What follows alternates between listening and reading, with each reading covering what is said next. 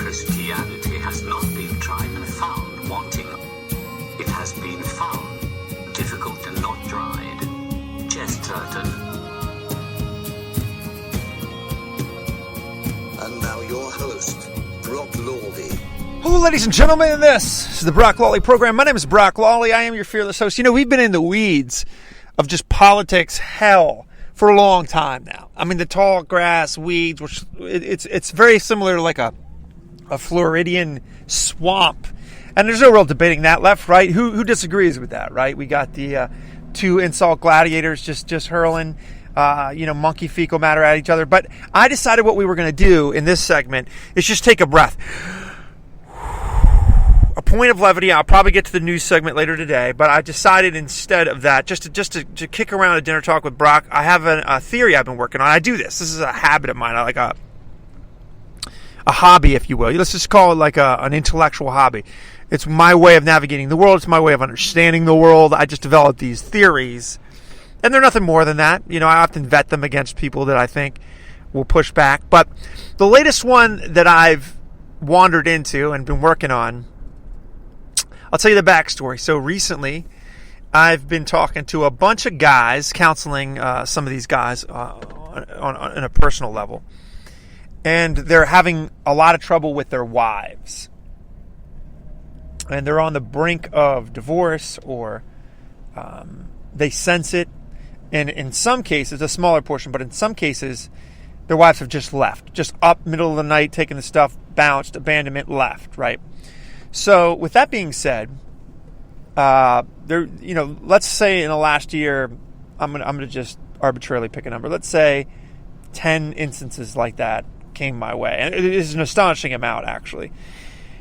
Well, what I ended up doing was I thought, well, some of these people have extreme circumstances. Some of these people have, cancer, or some of these people have trauma, or some of these people have, a parent that they lost, or the reason that there's friction in the relationship is because of some obvious thing that could apply to anybody regardless. So I put those in a subcategory, and then I just thought, okay, what are all these guys?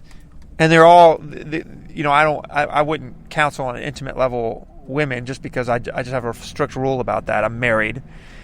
What do all these guys have in common? Well, you know what? The number one, every single one of these guys had this one thing in common. They were boring. They were boring. Now, I liked them. You know what I mean? They were, I have a lot of friends that would probably be considered to not be the highlight at a dinner party. But I still like them. They're very deep people. They're interesting. They challenge me. But at the end of the day, pretty much what they are is just boring. I mean, no two ways about it, right? Calm, real slow with their words, think before they speak, doing a nice job at work, but, coming home, not doing much, not a lot of wind in their personal sales, not chasing anything. Boring. And here's my theory.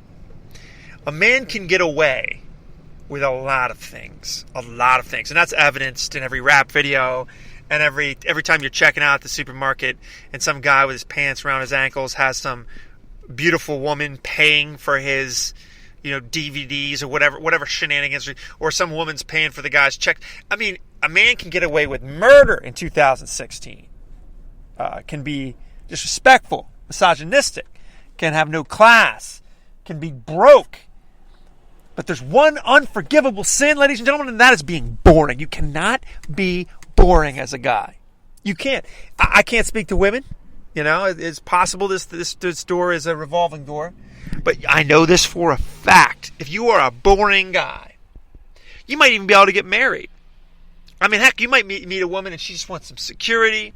She's been hurt enough times. She's just looking for that stable rock that she wants to hitch her wagon to. I get that. I mean, that's been the catalyst for a lot of matrimony. Oh, but 10 years in, 15 years in, 20 years in, you know what I mean? That dog's not going to hunt.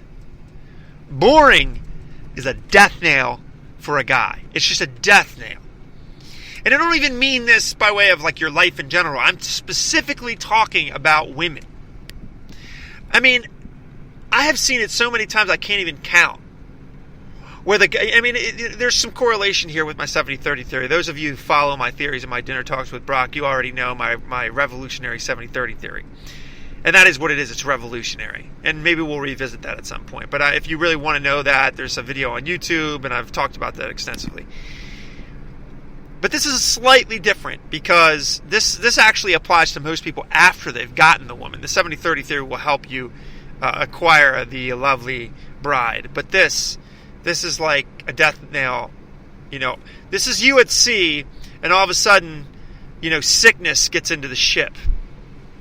I counsel these guys and I talk to these guys and the desperation in their eyes, because on some level their gut kind of knows it. They know something's wrong, but it's the same feeling that you would have if you were about to throw a guy into a pool and the guy can't swim.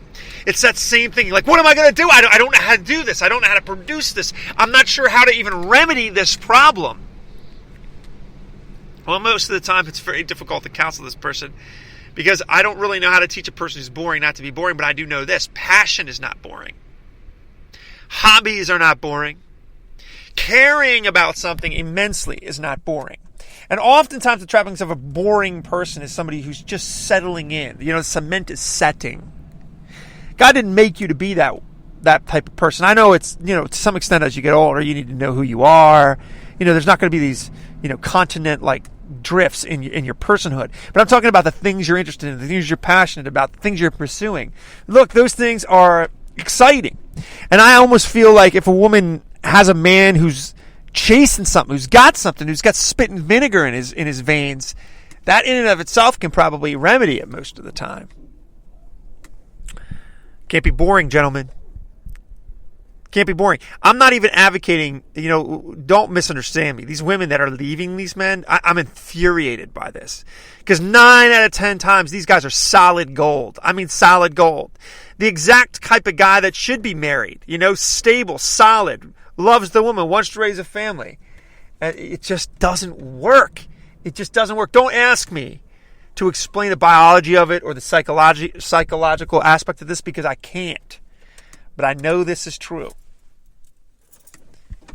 The iceberg is you being boring, and your marriage is the Titanic. That is a fact. Ladies and gentlemen, thank you for listening to the Brock Lawley program. We mix it up from time to time.